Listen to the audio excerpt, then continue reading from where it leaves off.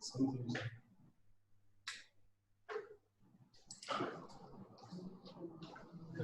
Assistance here. This language is not original, because it was not shown.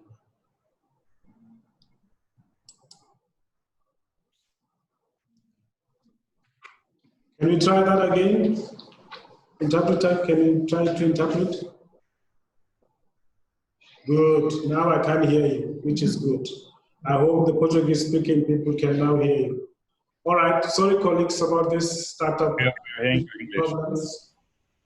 We will try and then proceed with our webinar. As I was saying, we are really trying to do this webinar as a way, as in terms of objectives, of sharing with you as our stakeholders our experiences and receive input and feedback from yourselves and our panelists in terms of the best way to deal with the issues of benefit sharing across shared water courses such as OKACOM, or rather the CORB. The objective of this meeting will be to ensure that we can share as best as possible some of the insights into the various strategies that have been applied, copying from the existing models that are used, for instance, by the Water Convention Secretariat as part of the assessment of benefit of cooperation assessment within the various river basins. The way the webinar will be organized is such that we have 4 panelists who are going to each give a presentation, and I'll introduce each one of the panelists as we proceed. And these are panelists representing National Geographic, United Nations Economic Commission for Europe, a member of the OKACOM OBSC, co-chairperson for Botswana, a representative of the World Bank, and then we will have a chance at each occasion to ask questions, and we'll be posing these questions to our panelists, and hopefully you can use the chat box to field your questions as we present, and then there'll come a time when we can ask the questions to our panelists as they start making their presentations. Without wasting much of the time because of the starting challenges, I would like to call on the first speaker, the first panelist, who is coming from the National Geographic. And this is Steve Boyce. He's a South African conservation biologist and a National Geographic Fellow, and is the founder and chairman of the Wild Bird Trust Group, a project leader for the National Geographic Okavango Wilderness Project. With a passion for wilderness and restoration, he works to safeguard the Okavango Delta by leading expeditions to learn more about the ecosystems and working with local communities and government leaders in order to embark on community-led processes of creating new networks of protected areas across the project area in South and Eastern Angola. Steve, I'm sure you have something you want to share as part of your presentation. Yes, thank you. There's still an issue with the translation speaking over you. The what? The interpretation is speaking over you, so it's both at the same time, and there's no way we can turn it off. Yeah, on the chat we've been telling people what to do is are you able on your system and mute original audio, then it takes it away. To mute all audio, after choosing your language, you mute all original, I think it's called, mute original. It's called mute original. Okay. Yeah. That way you'll be able to just hear the language you've chosen. Okay, you can proceed. Perfect, thank you. I'm going to share my screen. Yep. There we go. Okay, before I begin, and thank you so much for this opportunity. It's a great honor, and the commission is 25 years old, and that's quite an achievement in itself. I'd also like to introduce Dr. Reiner van Branders. He's our research director for the National Geographic Okavango Wilderness Project. And he'll be speaking after me about some of our discoveries and the hydrological monitoring we are doing and planning. I'd also like to introduce Kai Collins. He is the National Geographic Director for our project at the National Geographic Society. He's also a founding board member of the Botswana Wildbird Trust. I'll begin with a short video. This is a new video for the project and really kind of an explainer as to where we are.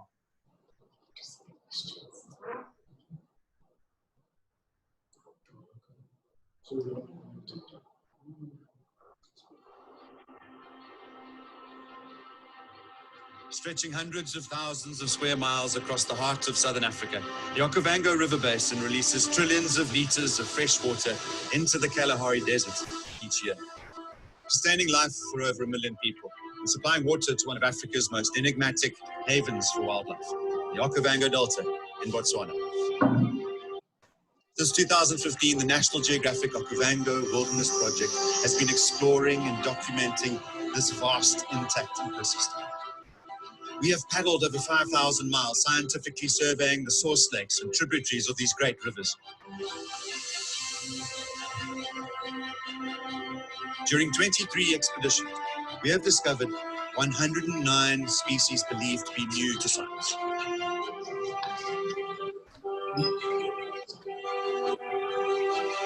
Our camera traps have found new populations of endangered species like wild dog and cheetah, along with lion, leopard, hyena, roan antelope, and many other animals. These Angolan headwaters are under threat. Escalating deforestation, uncontrolled bushfires, commercial bushmeat trade, and unchecked rural development put the future of this incredibly important ecosystem at risk. We've demonstrated the importance of this incredible landscape. Now we have to protect it.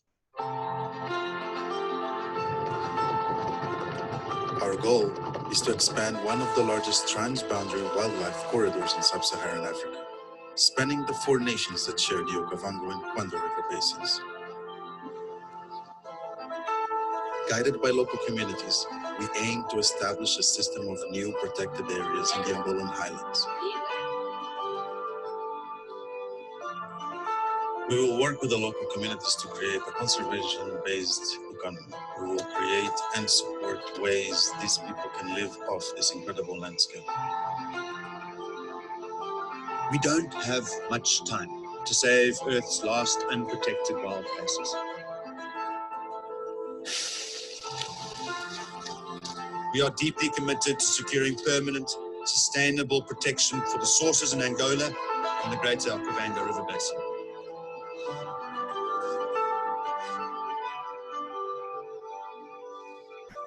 With protection, this landscape and its people will continue to thrive.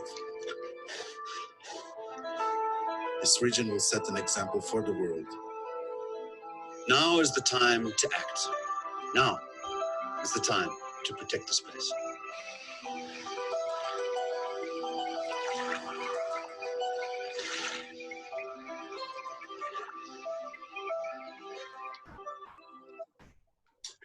Realizing the benefits of transboundary water cooperation in the Cubango-Okavango River Basin, CORB, begins with comprehensive baseline scientific data as a precursor to long-term monitoring programs. This decade, sustainably developing Southeast Angola is a priority for the Angolan government. $60 million has been committed to landmine clearance across this part of Angola, and several road, bridge, and dam developments are planned or proposed. Extraction of water from the Cubango and Kwitu rivers in Angola will become a very important issue this decade. Since 2010, we have explored and scientifically surveyed all major rivers and channels in the Okavango and Cubango river basins, covering a staggering 9,770 kilometers of detailed river transects in our 18-foot dugout canoes or mokoro. a distance equivalent to almost 4 times the length of the Zambezi River. By the end of 2018, after 11 large-scale land and river explorations, we had a near complete picture of the Cubango-Okavango River Basin in all 3 countries. As the years passed, we focused more and more on the little-known Angolan headwaters. In the red circle, you can see a unique, unstudied geological formation underlying the sources of the Okavango, Kwandu, and Zambezi rivers. What you can see here is an anomalous topographical hump of sand, about 400 kilometers across and 1,000 feet high, sitting atop the Kalahari Sand Basin. A significant free air gravity anomaly and irregular tectonic activity in central Angola may explain the formation of these unique watersheds. On the 4th of December 2018, the National Geographic Society signed a protocol of cooperation with the Angolan government, mandating us to work with local communities to better protect the Okavango Zambezi Water Tower project area, the blue polygon at center, which spans an area of over 150,000 square kilometers, 15 million hectares. Our in-depth exploration of the Okavango Zambezi Water Tower has taught us to never take anything for granted in this land of blue and green rivers. The 11 crystal clear acidic source lakes we have documented so far were thought to be seasonally flooded wetlands or dambos. That was incorrect. The stratified peat deposits we found were previously unknown and revolutionized our understanding of these remote headwaters. These discoveries are very important for development planning and in manifesting shared benefits from transboundary water cooperation. This water tower functions like a giant green sponge, a massive seepage system with mist belt forests and peatlands capable of storing trillions of liters of fresh water and reliably releasing it into downstream river systems during the dry season. This water storage capacity supports year-round flows, particularly important in the dry Kalahari Desert surrounding the Okavango Delta. Vegetation mapping determined that these Miombo woodlands cover an area of over 110,000 square kilometers, 11 million hectares, Africa's largest remaining intact Miombo woodland. The above and below ground carbon stocks are most likely globally significant. Importantly, these vast pristine woodlands, source lakes, rivers, waterfalls, and peatlands are crucial to supporting long-term resilience, the impacts of climate change for downstream ecosystems like the Okavango Delta. We are talking about one of the primary water sources, not just for CORB, but also for the world's largest trans-frontier conservation area, the Cubango Zambezi, home to more than half of Africa's remaining elephants. There is no doubt, working to preserve the vast Okavango Zambezi water tower in the Angolan highlands, in partnership with government and local communities, is one of the biggest conservation opportunities in Africa in decades. Next year, we are entering a new phase, transitioning from exploration and discovery to community-based conservation and protection. In the Angolan highlands, the mission is to work with local communities to establish a prosperous, conservation-based local economy, supported by a system of conservation areas, forest reserves, and/or a UNESCO biosphere reserve spanning the Okavango Zambezi water tower. In Tempwe, in the Angolan highlands, we are building a conservation development node with an airstrip, offices, accommodations, meeting rooms, workshops, and agricultural plots. We are refurbishing the community hall, school, and clinic, and installing solar power for water pumps and communal use. Foundational steps towards securing a prosperous and sustainable future around the sources of the Quito River. Our Botswana team focuses on uplifting the least served communities surrounding the Okavango Delta by supporting their formal entrance into the ecotourism industry, establishing cultural and traditional knowledge centers, and focusing on skills development, vocational training, qualification, and education. We see all of our projects as multi-generational. These children are the future of the Okavango River Basin.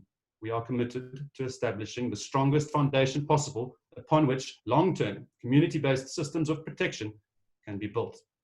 Our project team is implementing an inclusive model of community stakeholder engagement across the entire basin. Conservation driven by the needs and interests of local people. Simple. We have published a library of books, checklists, reports, reviews, posters, and peer-reviewed publications. part of the scientific foundation upon which decades of conservation and sustainable rural development will be planned. I would now like to introduce Dr. Rainer van Brandes, who will be sharing some of these findings and our long-term monitoring plans. Thank you, Rainer. Hi, everybody. It's nice to be here. It's nice to see such a nice turnout. Thanks for the opportunity to talk here. I'm just going to expand a tiny little bit on what Steve has already alluded to.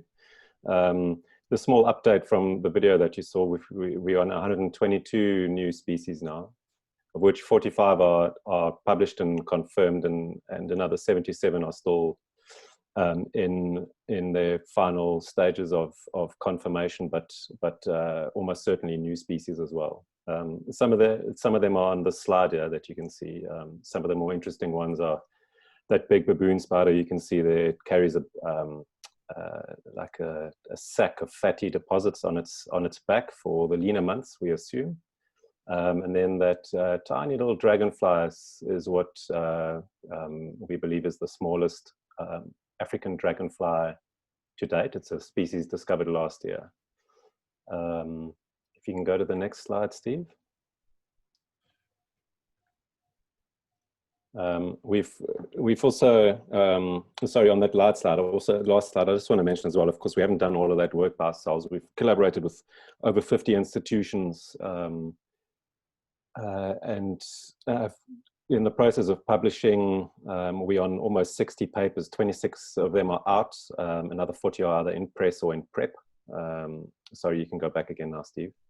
And Steve also spoke about our camera trap array that we've had for over 4 years now. We've got a total of over 17,000 trap days. We found 38 medium to large mammals cruising around, which includes things like wild dogs, lions, cheetahs, leopards. Leopards were actually quite common up there. And elephants. The elephants we didn't catch on our camera traps yet, but we've seen signs of them around. Low numbers. Everything's really in low numbers, but it's all there, which is of course promising for the future. Steve, you can just flick through those. There's just a couple more species. On the next slide. The last one. Next one, please. Yeah. So now just more importantly, we want to explain what we are planning going into the future with our hydrological array that we've been putting out. This map was produced with the help of OKACOM and regional hydrologists. You can see water quality, water discharge, and climate stations that are going to go that we've already have the equipment for, that we're going to be deploying over the next couple of years. We've already deployed the station at Tuvundu, which has both climate, water discharge, and water quality running on it presently. If you can go to the next slide, Steve. This is what our installations look like. They are very modern installations. They don't rely on concrete structures that have to be built next to the river and stilling wells and such. We use an RQ30, a summer RQ30, which is a water discharge meter. It's a radar that uses water level and velocity. It measures the speed of the little wavelets on the river, gives very accurate water discharge measurements without having to put anything into the water. But it does rely on bridge structures to be in place. And all of this is self-powered, and it communicates every hour with us and sends us the data via GSM or via satellite. And this is the station we put up at Tuvundu Bridge, and it's been working incredibly well. We've had to go up occasionally to fix things. This is essentially our test station, but it's been running for 1.5 years, and it's given very, very clean, good data. If you can go to the next slide, please, Steve. And this is some of the data that it's produced. This is just 4 graphs. There's at least 12 different variables that are being collected, but you can see the water level on the discharge graph. You can see the RQ30 has machine learning capabilities. So after several months it finally had enough data to be more precise about its daily discharge measurements, and now we're getting super clean and accurate discharge measurements, which have been verified with an acoustic Doppler current profiler. And you can see turbidity and rainfall and water level there, and yeah, that's essentially it. Yeah, we can go over to Kai now. Thank you very much. Thanks, Reinhard. Okay, great. Afternoon, everyone. Just going to run through a little bit about the governance of the broader project, and then talk specifically about the governance within Angola and then into Botswana. December 2018, the Protocol of Cooperation was signed with the Angolan government, and that consists of a large coordination committee with over sort of 12 different government departments and directorates. And that meets once a year to sort of approve project annual work plans and activities. And then there's a much smaller coordination unit that meets regularly including consultation with various government partners to make sure the program activities align with existing government programs and activities. And then there's the Lysema Watershed Partnership. Now, Lysema Liamono is what the local Luchazi people call the Source Lakes region, or the Okavango Zambezi water tower in southeastern Angola. Lysema Liamono means the source of life, so it's a very appropriate name for these upper watersheds that feed these major rivers of the Cubango-Okavango, the Kwando, and the upper Zambezi. And so the Lysema Watershed Partnership is essentially a consortium or collaboration of various NGOs supporting the project activities through funding or technical expertise. And then what's critical is there's a Progetto Lysema Advisory Forum, and that's a very wide-ranging stakeholder consultation forum that brings in other NGOs, other government projects, and just makes sure all activities align and are collaborative. And then all the implementation really is undertaken within Angola by Progetto Lysema. And that's a really core entity that's made up of the local communities, local administration, and then direct implementing partners, of which the Botswana Wildbird Trust's entity, the Wildbird Trust entity in Angola is Fundação Lysema, the Lysema Foundation. So that just summarizes the overall structure within Angola, and the Protocol of Cooperation was signed in December of 2018 for 4 years with a review and then an additional 4 years. So essentially going to 2026. Next slide, please. So the focus of the National Geographic Okavango Wilderness Project really is about building resilient conservation economies for communities alongside sustainable development. And this obviously requires good governance and transparency. So this governance structure will provide an institutional framework for building community support, conflict resolution, and as critically support to the government to ensure sustainable development and alternative livelihood opportunities.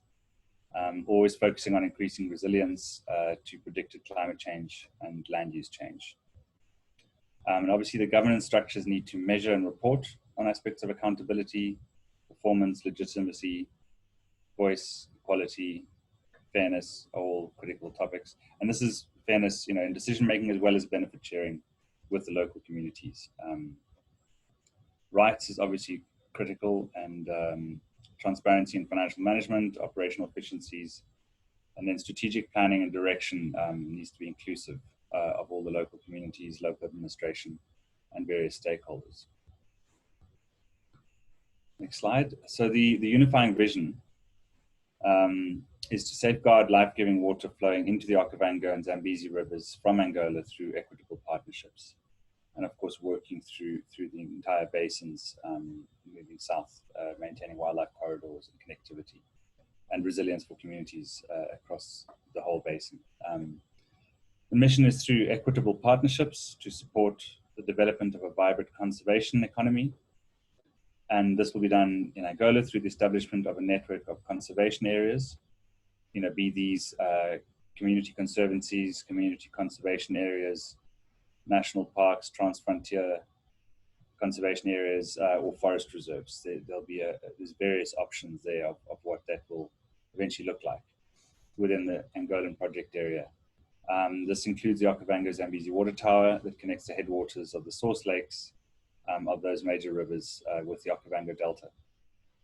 And the focus is obviously towards delivering water security, socioeconomic development, biodiversity conservation, and enhanced climate change resilience. Next slide.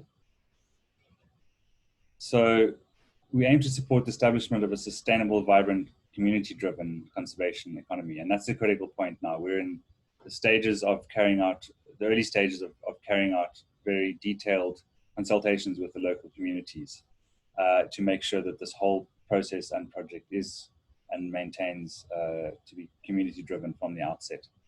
The founding principles include upholding traditional knowledge systems, land rights, and then optimizing sustainable, traditional, and alternative livelihoods. And as I mentioned, we're initially working on gathering detailed baseline ecological, biodiversity, and socioeconomic data, and that will then be able to inform the conservation decision-making within the project, and of course, implemented through and with government partners, NGOs, and the likes of OKACOM, which is obviously a very large-scale, multi-country collaborative commission and various project activities happening through that. Next slide. So then within Botswana, the Botswana Wildbird Trust is the implementing partner of the National Geographic Okavango Wilderness Project. And we're working with government departments, regional coalitions, commissions, universities, NGO partners, and most importantly, communities, as well as private sector partners to achieve the mission of the project. We currently have MOUs with OKACOM, University of Botswana, and working with MOUs with various other local and regional entities, such as CASA, etc. That's just a brief summary of some of the governance and implementation structures. Last slide. All the project activities will be coordinated through an advisory forum that will consist of key stakeholders for implementation of activities and alignment with existing government programs. And that's critical. There's no point in reinventing the wheel and rather provide support and capacity to existing programs and expand their scope and scale. And this will obviously be done through regular interaction and dialogue with all the relevant stakeholders and align the project activities with government programs, focusing largely within Botswana on education, health, infrastructure and economic development, and of course, gender mainstreaming. Thanks very much. That's it from my side. Over to Steve. Thanks so much, guys.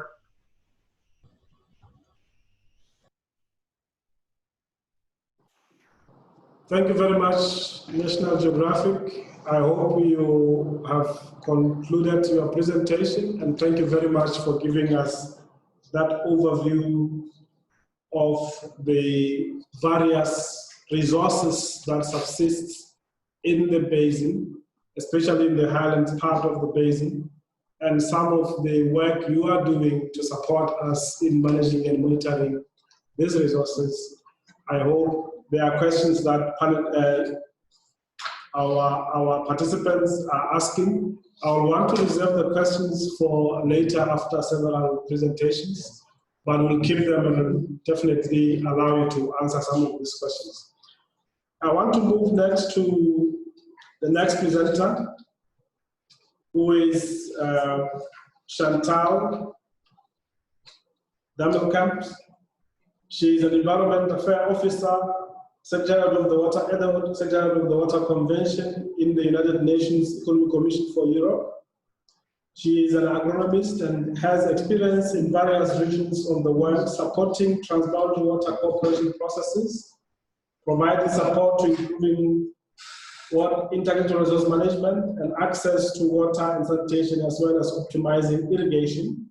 She has been coordinating activities on the benefits of transboundary water cooperation implemented under the Water Convention since 2012.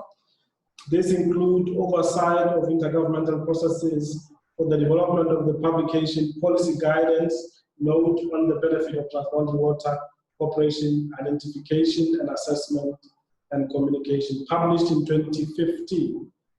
And this instrument provided guidance to assessment of the benefit of transboundary water cooperation within the Okavango and Latin America and Europe, respectively. She has been providing technical guidance and expert support for carrying out the assessment of the benefits of cooperation in the Cubango-Okavango River Basin since 2015, in cooperation with OKACOM and several partners, including organizing basin consultations workshop, which were held in 2017 up to currently. So, Chantal, you have the floor to make your presentation, and you have 10 minutes for this process. Thank you very much. Thanks a lot, and good morning, good afternoon to everyone. So as introduced by Pera, I'm working for the Secretary of the Water Convention, which is a global water convention under the auspices of the United Nations, which aims to support transboundary water cooperation worldwide. So this is actually through this work of the convention, which supports countries and basins worldwide, that we cooperated with OKACOM and other stakeholders on the work carried out on the benefits of transboundary water cooperation in the Cubango-Okavango Basin. The policy brief and the policy reports that you can see on this slide recently printed build on joint work of OKACOM, the Water Convention Secretariat, and the World Bank over the past years. And I will share with you now information on the process, but also some recommendations and conclusions. So as it was nicely introduced, both by OKACOM Secretariat and the Whitebird Trust, the three countries, Angola, Botswana, and Namibia, have been cooperating in the knowledge and in the management of the basins and the framework of OKACOM for now 25 years. And with increasing development pressures on the basin, there is now a mounting recognition of the need for development with the riparian parties. But this shows that it's a crucial stage of the basin where environmental protection has to be combined with development. The CORB has an agreed policy framework document, the Strategic Action Program, and also a shared vision, which is to achieve economically prosperous, socially just, and environmentally healthy development of the Cubango-Okavango River Basin. The Executive Secretary of OKACOM had been taken part in the elaboration of a policy guidance note on the benefits of cooperation, which was developed under the Water Convention. It was a global process that was carried out to review the practices in transboundary basins all over the world. And he had realized the potential that it would have to carry out an identification and assessment of the benefits of cooperation with the three countries of the basins. And this is why in 2016, a process of identifying and assessing the benefits of cooperation was initiated. So it was led by OKACOM and implemented in partnership with the World Bank, the CRIDF, and the Water Convention Secretariat. The objective of this assessment was to gain a clear understanding of the full range of benefits of transboundary water cooperation in the basin to date, leading to enhanced cooperation and contributing to the realization of the basin vision. The benefit assessment was implemented by OKACOM in partnership with the above-mentioned institutions, building on the guidance developed under the Water Convention. So it provided support to developing a participatory methodology. National discussions were organized with support of CRIDF, and the stakeholders identified the benefits that had been generated already through cooperation, And these national dialogues were carried out in 2016, and in 2017, a basin workshop was organized to basically confront and try to find a common basin vision to these benefits. The participants in the benefit assessment identified a large range of already realized but also potential benefit of transboundary water cooperation, and then they gave it relative importance. So this qualitative benefit assessment is also a first step toward characterizing the relative importance of the benefits for further discussing their distribution. So this is a summary of the broad range of benefits of transboundary water cooperation, which were identified by the stakeholders. They include economic benefits, social and environmental benefits, but also regional economic integration benefits, and also some benefits which were not so obvious at the beginning, but more the peace and security benefits. Many of these benefits are already realized, but participants and the different stakeholders also identify additional benefits that could be realized, and this was also thanks to the involvement of a broad range of sectors: tourism, energy, water management, local communities were also involved, environmental protection. So bringing together more than 30 different stakeholders from the three countries ended up in a rich dialogue and the identification of additional opportunities for the development and the conservation of the basin. So this whole exercise of identifying and assessing the benefits was also a communication exercise. It ended up in a major stakeholder engagement in the whole basin.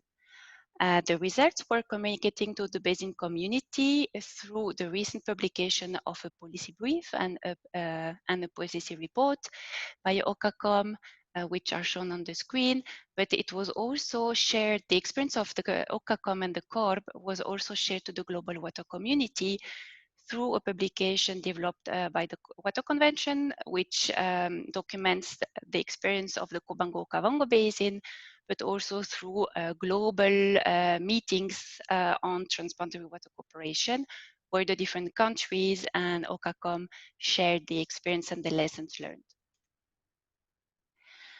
This assessment of the benefits of cooperation was carried out in parallel to World Bank supporting multi-sector investment opportunities analysis, MESOIA. I will not develop much on this because Marcus Wishart will speak just after me and can provide more information on it. But just to let you know that in the development of this policy brief on benefits of cooperation, both the outcomes of the benefit assessment and the MESOIA study were considered for the development of conclusions and recommendations, looking at the economic return, environmental impact, social impact, and climate resilience in the basins. So the MESOIA put forward 3 basin-wide strategic development programs: livelihood enhancement program, tourism investment framework, and cooperative infrastructure development. So these are possible scenarios and options for the development of the basins. Now reaching the conclusions, this work done on the assessment of the benefits of cooperation, but also on the possible development scenario, shows that the CORB has, cooperation in the CORB has already generated a broad range of benefits. But there are opportunities to develop, to deliver more and better distributed benefits, both between countries and sectors in the basins. The 3 countries said that no development option is not an option in the CORB. So there is a real need to discuss and to identify to reach to an agreement on the development space in the CORB to meet both the development and the conservation objectives. For this, one conclusion is that the OKACOM platform needs to play a strong and stronger role to facilitate and sustain it. So recommendations for this include the need to have further analysis on the benefits. So far, it's only a qualitative assessment that has been carried out, but no quantitative assessment. In terms of planning, it's also important to evaluate how the basins objectives are reflected in the national plans. Investments, recommendations related to investments relate to that this livelihood enhancement program has to be implemented. And of course, on the role of OKACOM, this goes also now at the time where there is an ongoing reflection on the revision of the existing agreement. There is also a potential to strengthen the cooperation platform, maybe to bring in additional sectors which have an important role to play in the discussion over the development of the basin. Thank you.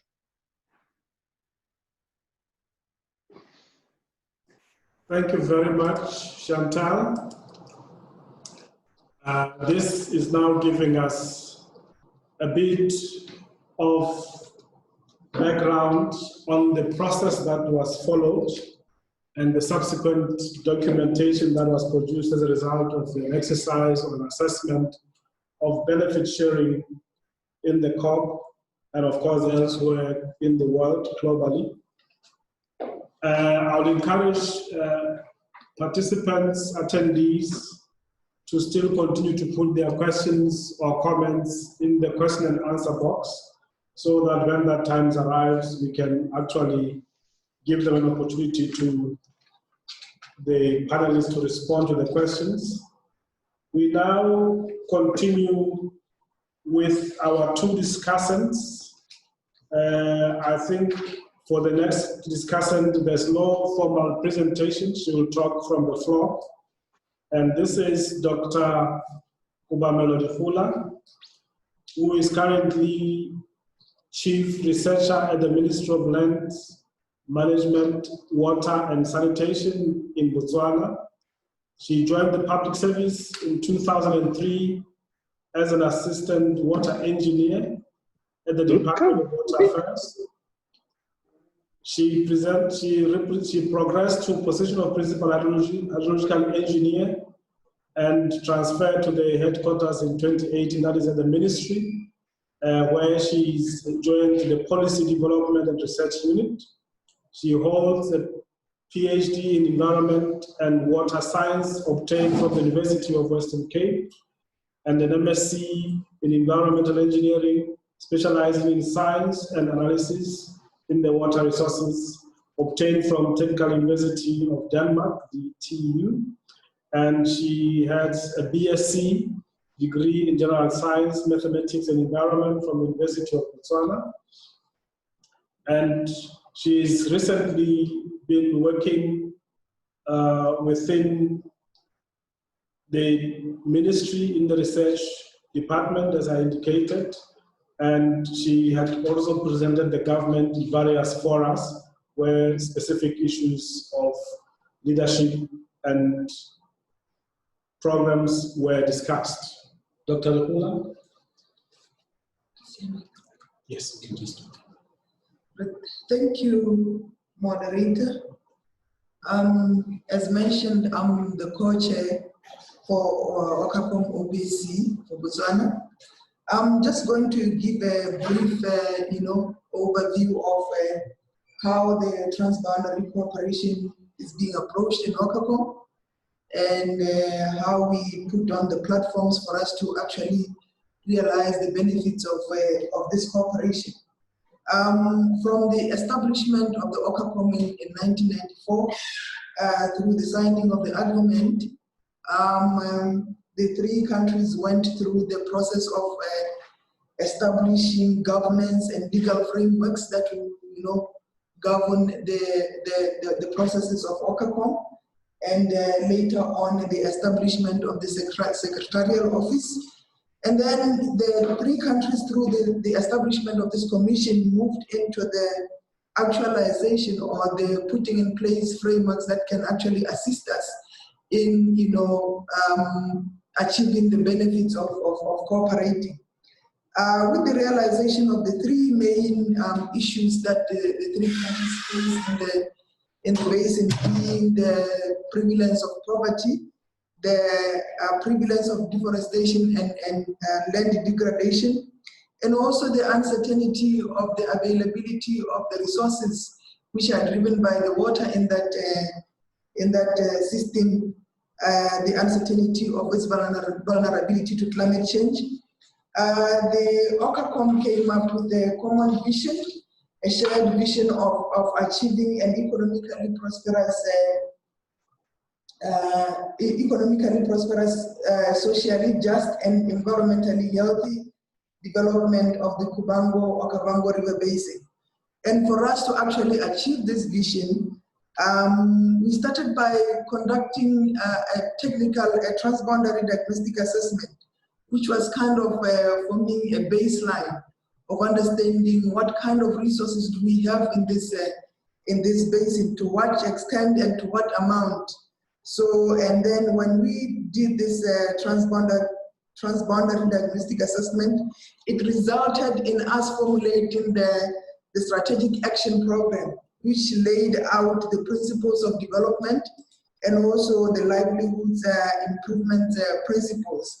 And also we came up with the national action plans or national action programs, which were resultant of the TDA and also the strategic action program. And moving forward from that, we also conducted the multi-sector investment opportunity assessment, which was to guide us on how to achieve an environmentally friendly and healthy development, and the ecosystem safety and sustainability of this natural asset, this Okavango-Cubango River Basin resource that we have. And the main recommendations that were coming up from the NZOA, as presented earlier on, were the three basin-wide strategic development programs of livelihood enhancement program, a tourism development investment framework, and a cooperative infrastructure development program. So those are the three things that the NZOA analysis came up with for us to be able to achieve environmentally healthy development and ecosystem safety of our natural resource. And just moving on with those platforms that we have laid down, the development of the TDA, moving into the SAP and national action programs, the NZOA recommendations, one can already see the benefits that we are achieving as the three nations in the basin.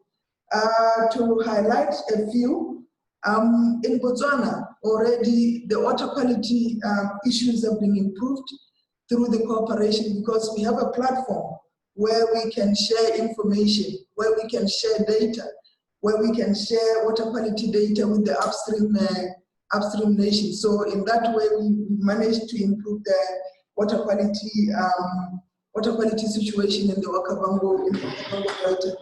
And basically, the existence of the cooperation or the existence of OKACOM on its own enhances peace and security. It enhances the spirit of cooperation. The three countries now have a platform where we can talk our different issues, where we can talk our development plans as sovereign states, and being able to agree and be able to understand each other on what can be done to develop, to improve the livelihoods of our people. And in that way, we are able to manage and sustain the Okavango resource. The other thing that we are benefiting from this cooperation is the tourism, which is a big GDP contributor in Botswana. We are also benefiting through water supply and irrigation issues in the three countries. And another key highlight that I can mention is the cooperation through dealing with issues of floods. Through information sharing between the three countries, we managed over time to be able to better deal with floods in this basin.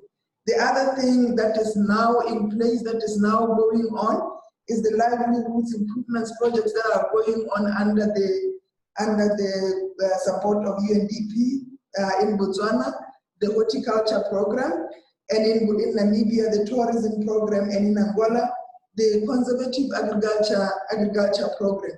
And in the long term, we still have an opportunity to benefit from this particular cooperation, more especially in the area of infrastructure development. These countries have an opportunity under this platform for integrated programs covered under 3 countries, such as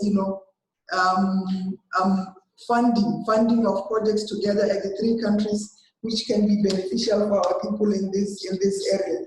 As I say, for long term in water supply, this is one area which is a big opportunity. And also research. Moving on with the research, it is an opportunity for us to share information, to share knowledge under this particular platform.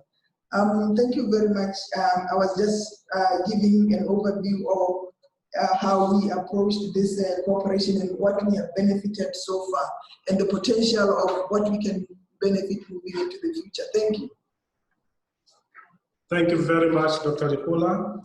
And this is giving the perspective of the OKACOM itself, represented by yourself, in terms of what benefits have already been accruing to the 3 member states and the level of cooperation that we thus far have within the basin. I would like to move into the next presentation, which is going to be given by Dr. Marcus Wishart, who is a long-term experience within the Southern African sub-region as a member of the World Bank team, as a specialist, helping a number of our countries individually and collectively within OKACOM with the various issues that leads to the cooperation in the basin. He is a lead water resources specialist within the World Bank Group, currently based in Beijing. He has over 25 years of experience working at the nexus of water and the environment across Africa, Asia and the Pacific, Latin America and the Caribbean. He has led a number of diverse multidisciplinary teams through complex infrastructure projects in more than 20 countries, along with global and country-level research programs. He advises on institutional and policy issues related to the development and management of water resources, and has worked extensively on a range of issues related to the transboundary waters. He was formerly the team leader for the World Bank support to OKACOM, and is currently the core team leader for the bank support to the Mekong River. He has published more than 100 academic papers, books, and reports on a range of water-related topics, and holds a PhD from Griffith University in Australia, an MSc from the University of Cape Town in South Africa, and a BSc with honours from the University of Adelaide in Australia. Dr. Marcus, it's your time to share with us some of your experiences and how we can balance the institutional arrangements for competing demands for the resource in the CORB, and some related aspects that you can share with us. Thank you very much. You have the floor. Thank you very much, and Ntazi Ramawedi. It's a pleasure and an honor to be able to join the webinar. I think this is a fascinating initiative, and to be honest, makes me a little bit homesick during these difficult times. Yes. But it's good to see so many old friends and colleagues, and thanks for both of the presentations. I don't have a presentation per se, but I was asked to reflect on the context, particularly within the sort of framework of the international experience around, more broadly around transboundary basins. And I think there are sort of 3 or 4 things that come out very clearly from the 2 presentations, and I think they were both excellent illustrations of the first point that I wanted to make, and that is that it needs to be very clear what the cooperation is intended to do and with whom the cooperation or the cooperative venture is being established. And I think we've seen two very nice and very interesting different perspectives, positioning the importance of cooperation within the context of the Cubango-Okavango frameworks, and that is looking at both state and non-state actors. And so traditionally, within the transboundary framework, you have a sort of type 1 or a track 1 cooperative ventures between state actors, and then the sort of track 2, which is among non-state actors in parallel to help provide some of the supporting information, develop the trust, establish the technical baselines, and so forth. And I think Steve outlined that very nicely in terms of the importance of working with local communities and making sure that there is a cooperative framework there to be able to manage some of the important sort of biodiversity benefits that can be derived from the basin. I think Chantal was focusing more on the formal mechanisms that have been established between the three member states in terms of governing the relationships around what is essentially a common pool resource. I think what comes out very clearly from both of those presentations is that the basin is clearly very important. It's important to the people that live within the basin. It's important to the three countries that share the basin. And I think one of the unique characteristics that Steve's illustrated very nicely in the work that they're doing with National Geographic is that there are very important sort of global benefits associated with the sustainable development and management of the basin, particularly those that are realized through the Delta. Now, these are not sort of mutually exclusive, and the appropriate level of cooperation depends on sort of the nature and the characteristics of the problem. I think as Dr. Dikelo nicely articulated, there is this sort of increasing and competing tension between the need to meet the development aspirations of the member states with the need to ensure the long-term sustainability and environmental protection of the basin.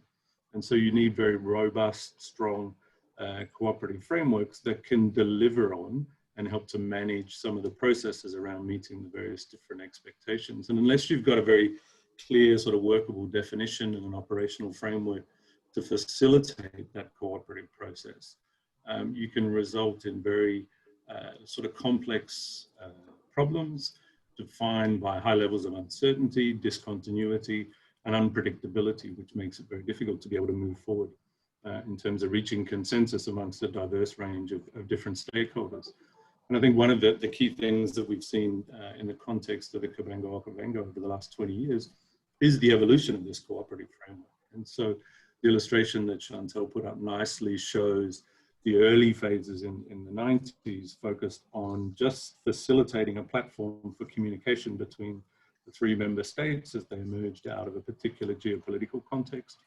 But the institutions have evolved to be able to respond to the changing needs of the member states themselves. And so there's been a lot of support and investment into establishing the transboundary diagnostic, looking at the SAP to establish both the sort of information and data required to inform and facilitate that cooperative process, but also start to define what is the development space that can be explored to meet the aspirations and the needs of the populations. The other point that I wanted to make, in addition to sort of defining the cooperation for what and with whom, is also to look at the counterfactual. I think one of the things that we don't traditionally look at around the benefits of cooperation is this idea of a counterfactual position, and what would the development trajectory within the three member states, within the basin and within the broader region look like if there wasn't a formal institutional mechanism between those three member states. I would argue or hypothesize that it would look very different and it would be largely unsustainable. And so I think we need to be able to acknowledge that from the outset. I think what is also important when looking at that counterfactual as sort of the baseline is that then the incremental benefits as you move along this cooperative continuum become very clear. The other element that I think is important in terms of looking at that sort of counterfactual is acknowledging the evolution of the cooperative benefits along this continuum. And that can help to establish the benchmark against which you can assess the robustness of the cooperative venture and its ability to adapt to the changing circumstances. And I think here again, the experience with OKACOM over the last 20 years is a very good international experience of how the mechanisms have proven themselves to be robust. They've proven themselves to be able to facilitate processes that can help provide the foundations for the sustainable management through things like the TDA and the SAP. And so going through that foundation phase and forming a joint vision that's agreed between the 3 member states is then useful to be able to identify some of the options that they may be able to carry forward. And this was very much the context within which the World Bank provided support to OKACOM and other partners around this multi-sector investment opportunity analysis to try and illustrate what are some of those examples.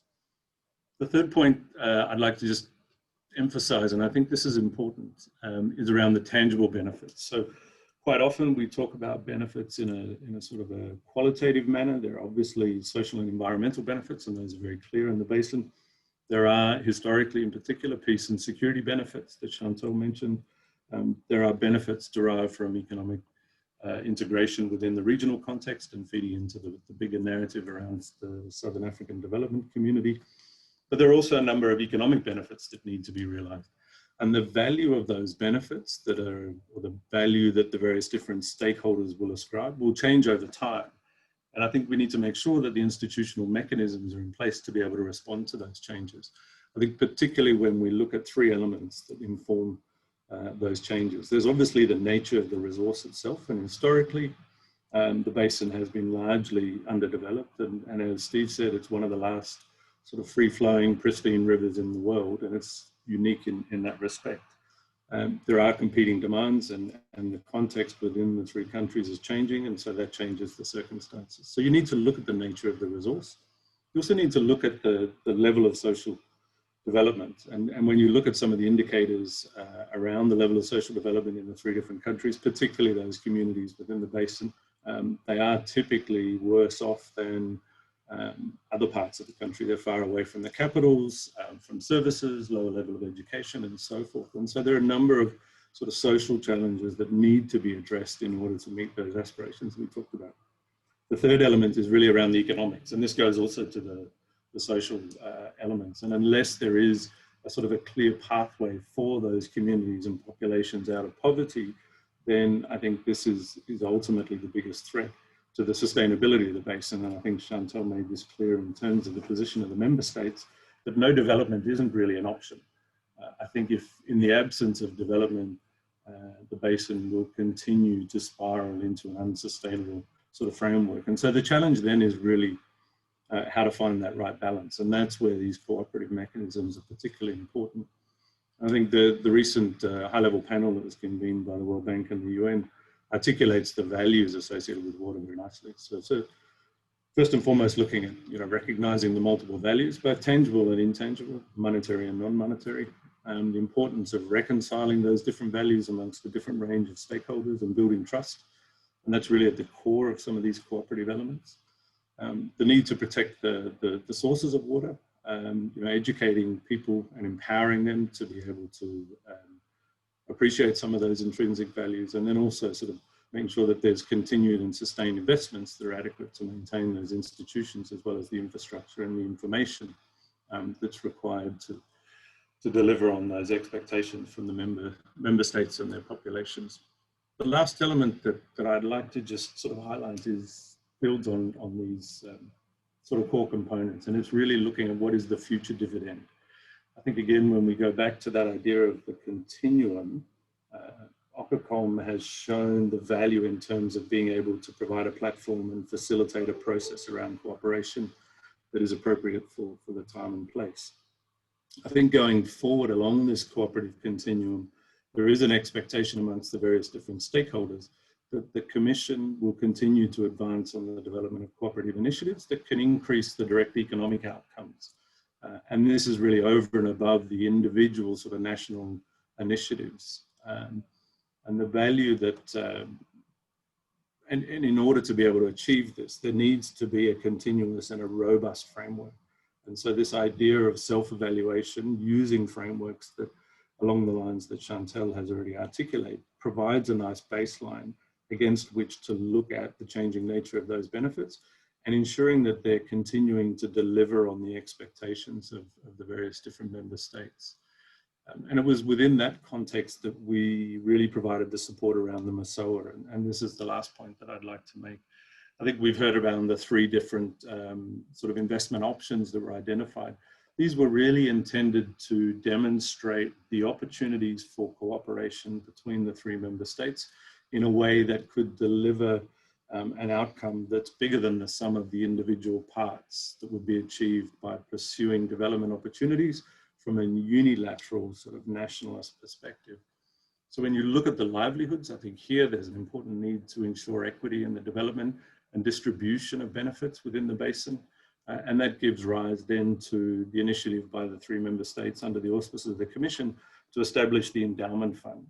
And I think this Endowment Fund is unique. It not only provides an opportunity to ensure sort of ownership by the member states of the process of developing and delivering livelihood opportunities for the population in the basin in perpetuity, but it also provides a mechanism through which the international community can provide funds to ensure the sustainability and the protection of the basin. And I think globally that's one of the unique, most unique initiatives that we've seen. The second one was on the tourism, and I think here there's a really interesting opportunity in terms of being able to leverage the respective expertise within the different countries and also bring in the private sector in a way that can facilitate some of the outcomes that the member states are looking for. And so being able to leverage that experience and expertise around nature-based tourism through the private sector opens up a whole set of alternative revenue streams that can then deliver again on these aspirations of ensuring that there are economic opportunities for the populations in the basin. And the third one around the infrastructure development, I think is an acknowledgement of the need for the development to be able to ensure that there's a foundation through which the populations in the basin and the member states themselves can see a development pathway. So there is a trajectory or a pathway out of poverty for those communities. And what we were trying to do there is work with the Secretariat through the Commission to be able to show how you can reconceptualize some of those proposed investments in the big infrastructure in a way that ensures the long-term sustainability and protection of the environmental benefits within the system, but also delivers those incremental benefits that are expected through the member states.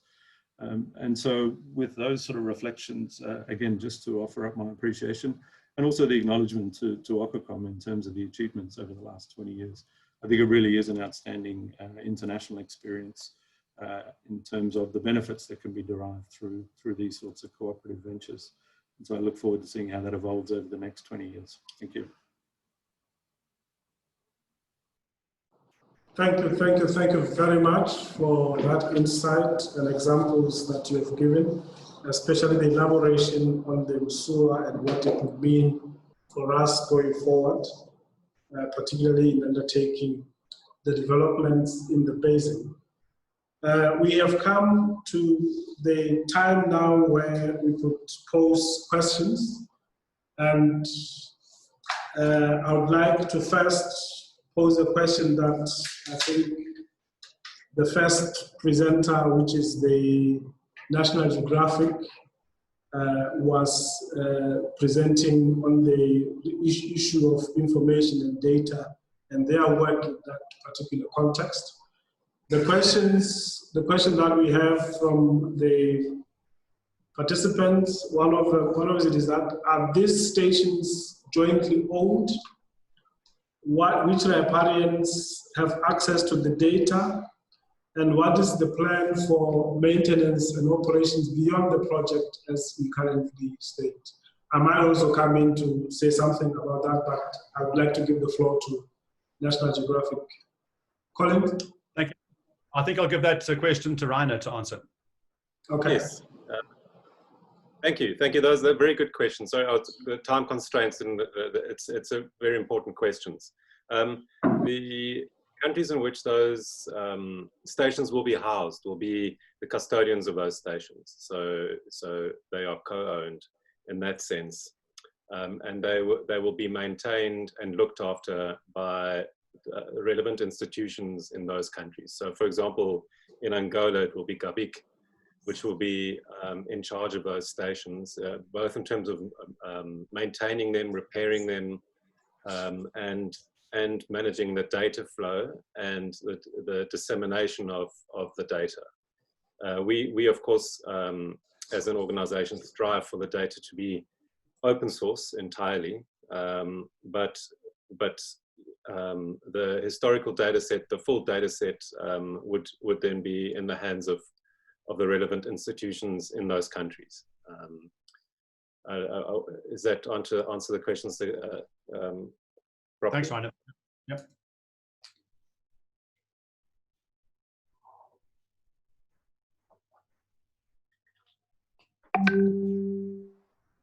Thanks a lot for the response. I hope the person who asked the question now understands what the context is in terms of the information and data sharing. I can only also add that within the framework of OKACOM, we have already established a data sharing procedure and protocol that allows the various member states to share information on a near real-time basis in respect to the flows and the quality of the water. And there's also joint monitoring that is organized periodically within the year for the experts within the particular member states to go together to the field and observe and take measurements on various parameters that are important to the basin. So that particular subject has been, or is rather, well understood. There is another question. Let me just see.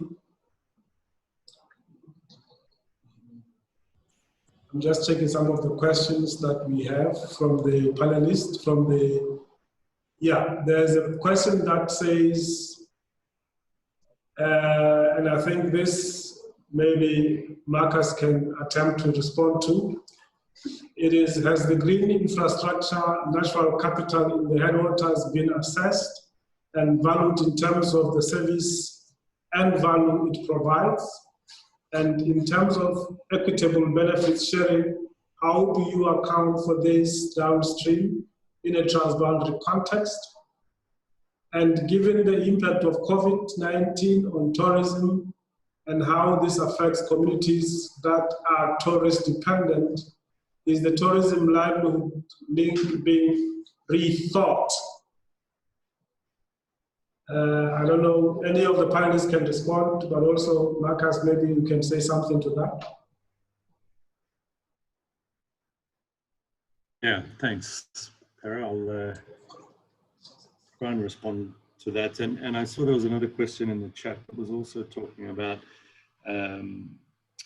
some of the sort of harmonization of the various different data elements. And I think there are a couple of considerations here. I mean, obviously the natural capital needs to be incorporated into any of the decision-making processes. One of the challenges that we often see, though, is that that's sort of juxtaposed to some of the monetary benefits. And so a lot of that natural capital provides the environmental services, but doesn't necessarily deliver the revenue streams or the cash flows that communities are often looking for. And so there are a number of mechanisms through which to be able to explore that.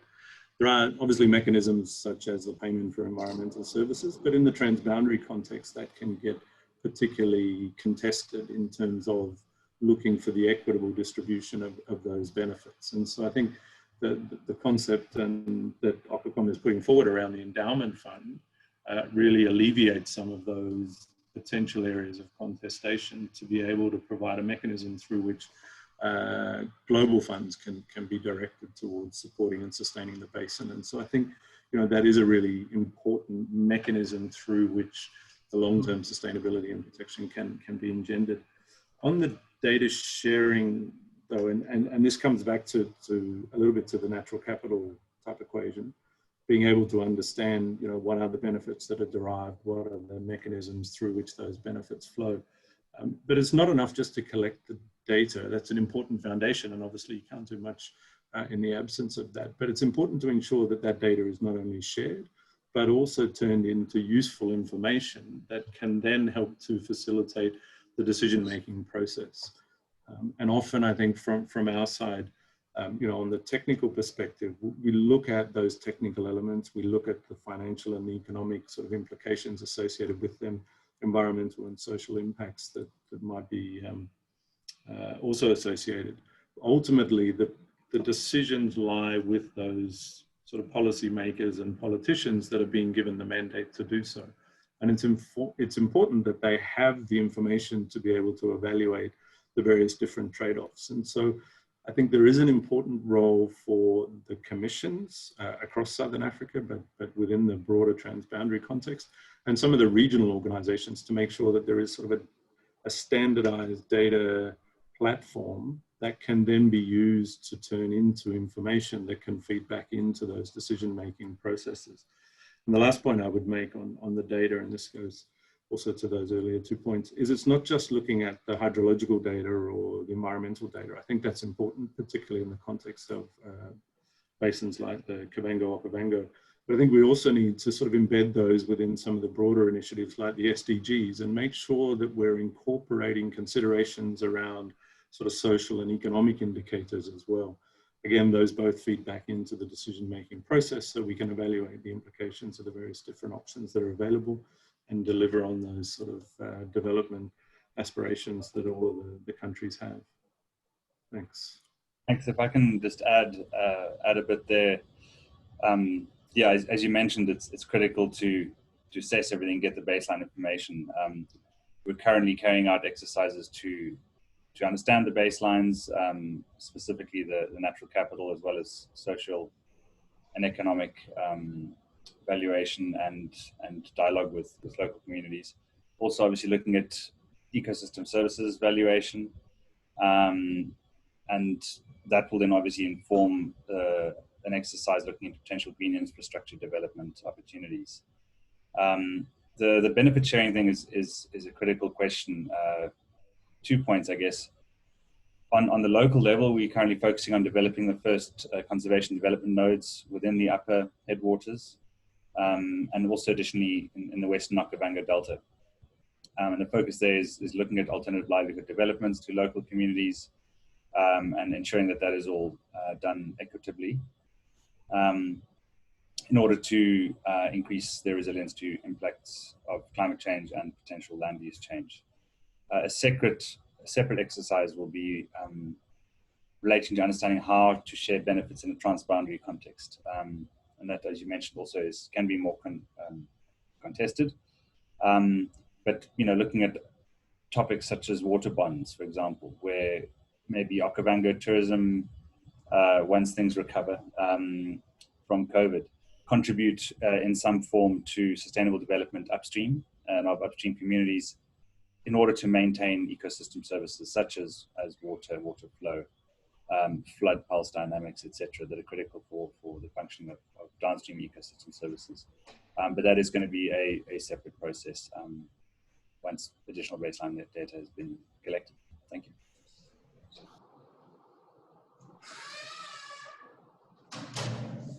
Thank you very much for that additional response to the questions related to data.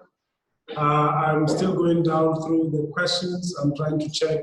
Some of them are really comments and additional information that participants are giving, which I'm sure colleagues have already seen. But there's a specific question that I've now identified. This is for the World Bed Trust. Have you encountered any people fishing out in the Delta, especially breeding pairs, and are there any papers on them? I'm not sure, I don't know if you'll be able to answer that, but that's one of the questions that I've just seen. Okay, absolutely. We have 10 years of locations or species distribution for PELs. We see them on all of our expeditions in the Delta. So we have that record. There are publications. Perhaps best to get hold of Rainer to get that information if you're interested.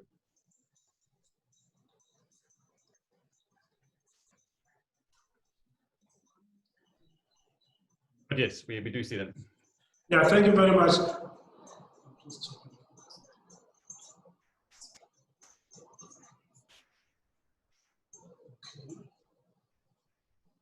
Colleagues, while I was asking questions, I have been made aware that if you can raise your hands to be asked to speak. also as part of the webinar process. But I was just checking some of the questions that have been also asked, just so that we can exhaust them based on the presentations that were made.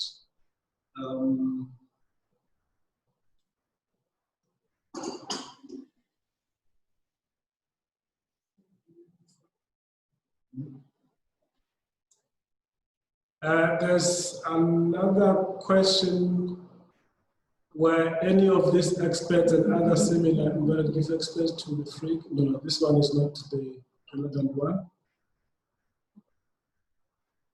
Where's the one?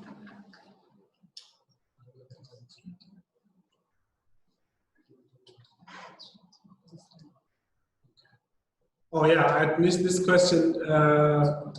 It's a comment actually. It's Steve Collins who's thanking for the presentation.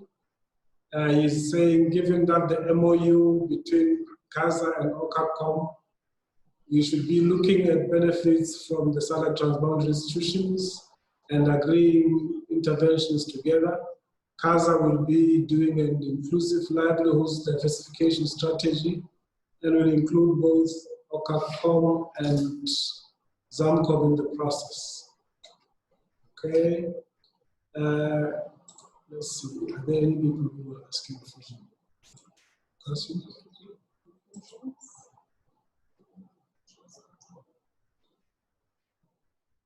I don't seem to see any other questions, and therefore maybe we can go to some concluding remarks by our panelists.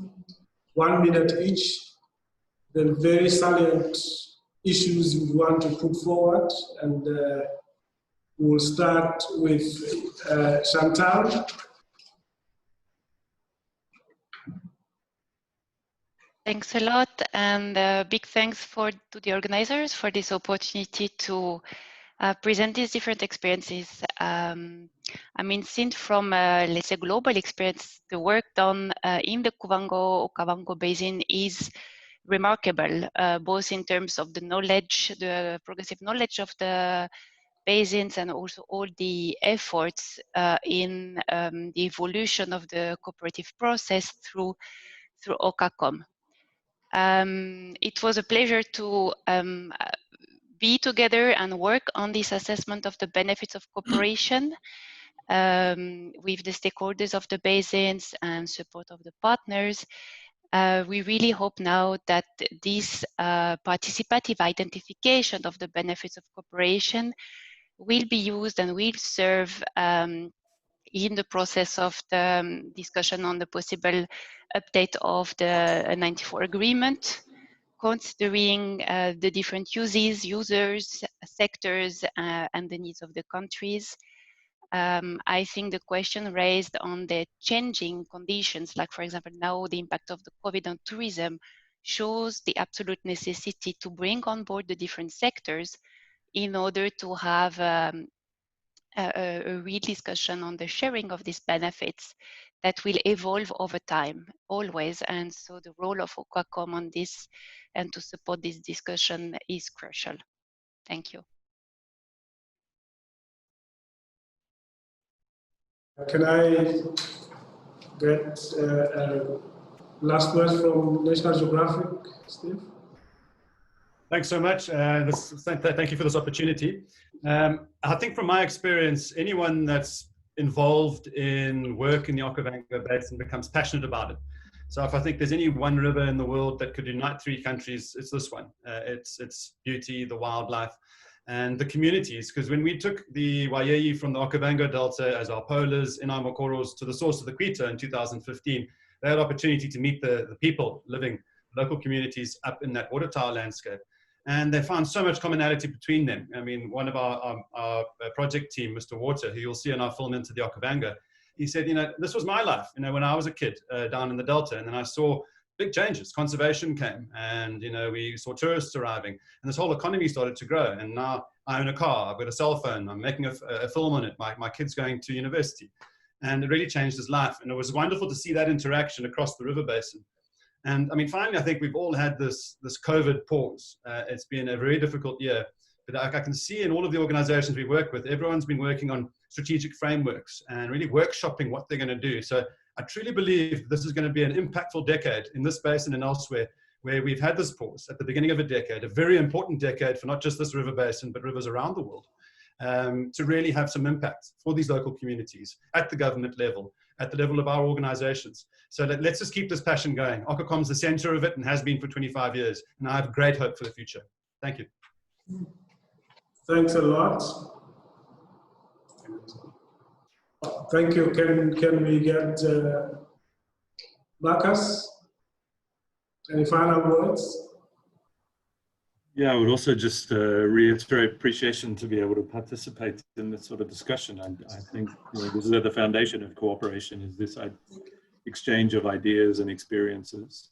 I think OKACOM and the member states have a lot to bring to that international experience. I also think that, after 20 plus years of successful cooperation, there are a number of serious challenges facing the basin and important decisions that need to be made.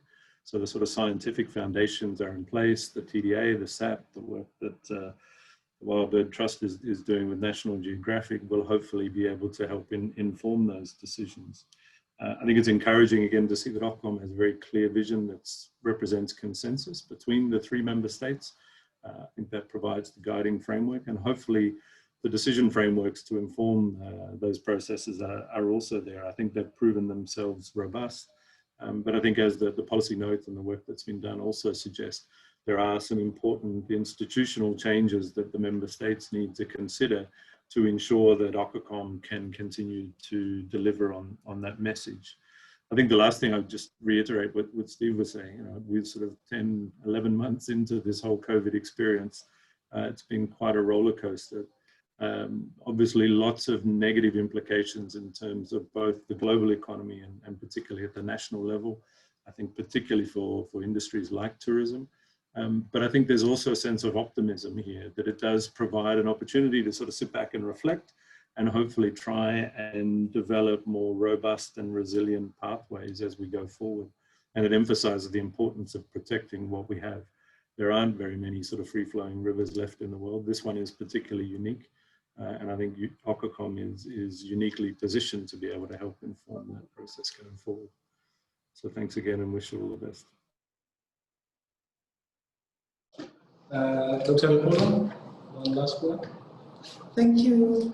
I think from my side, as somebody coming from the Commission itself and also from the countries which form part of this Commission, I believe a lot of substantive work has been done in terms of analysis and understanding of the basin itself, and setting up frameworks and platforms for us to actually gain this cooperation to improve the livelihoods of our people.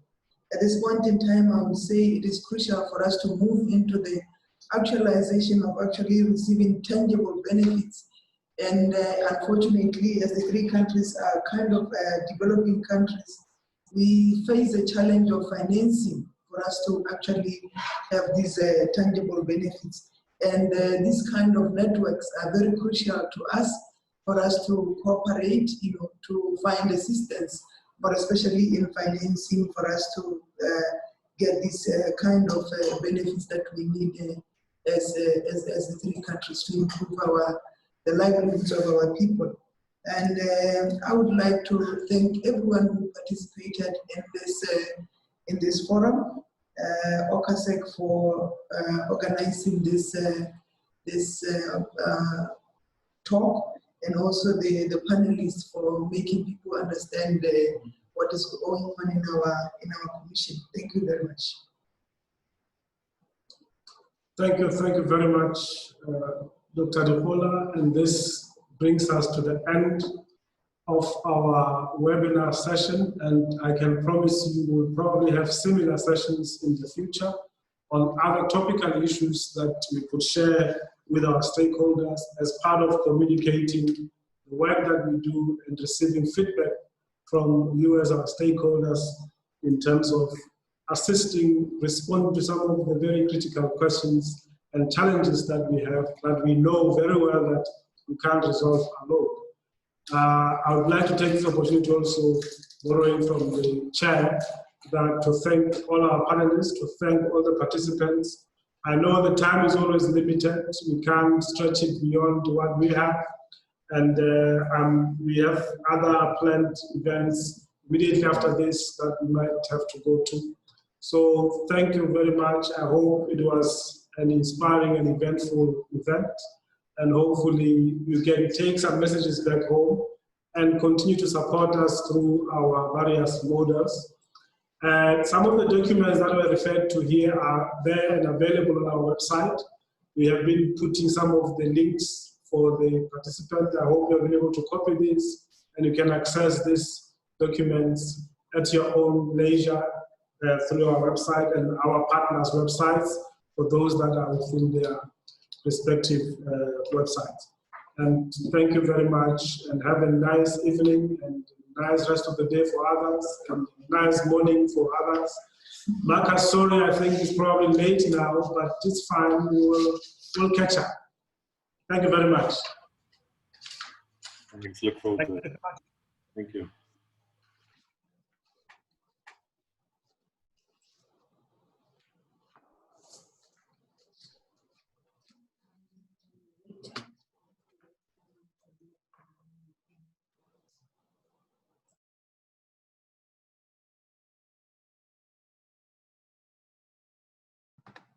Thank you.